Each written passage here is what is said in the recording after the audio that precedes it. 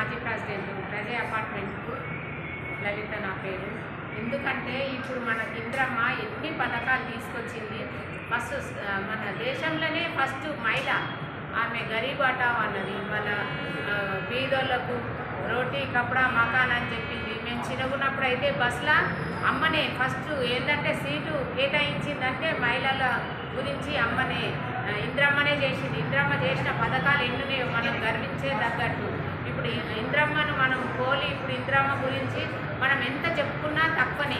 అన్ని గురించి వాళ్ళు దేశం గురించి చాలా త్యాగం చేసిండ్రు. అమ్మ వాళ్ళు అట్లా చేసేది కాకుంటేది ఉండే. ఇంకా అమ్మ ఉండుంటే మనకు ఇంద్రమ్మ ఉండుంటే మనకి ఇంకా బాగా ఆబాది బాగోయి అయిపోతుంది. హైదరాబాద్ మొత్తం ఆబాది ఉంటుండే. మనకు అనవసరంగా వాళ్ళందరూ త్యాగం అయిపోయారు మన గురించి.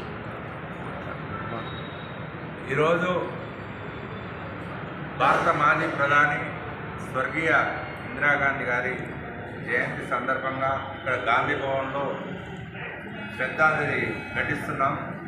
ఇందిరాగాంధీ అంటే భారత రాజకీయ రంగమే కాదు, ప్రపంచ రాజకీయ చిత్రపటంలో కూడా ఒక ప్రముఖ స్థానాన్ని ఆక్రమించింది. ఉక్కు మహిళగా పేరుగాంచింది. భారతదేశంలో అనేక సంస్కరణలు ప్రవేశపెట్టింది. బ్యాంకులు జాతీయకరణ చేసింది, భూ సంస్కరణలు చేపట్టింది, 20 సూత్రాల పథకం చేపట్టింది. మన ఉమ్మడి ఆంధ్రప్రదేశ్లో లంబాడాలకు మొదటిసారి ఎస్టీలుగా చేర్చి రిజర్వేషన్ సౌకర్యం కల్పించింది. ఇంకా దేశం క్లిష్ట పరిస్థితుల్లో ఉన్నా కూడా వేరే దేశాల ఒత్తిడికి తట్టుకొని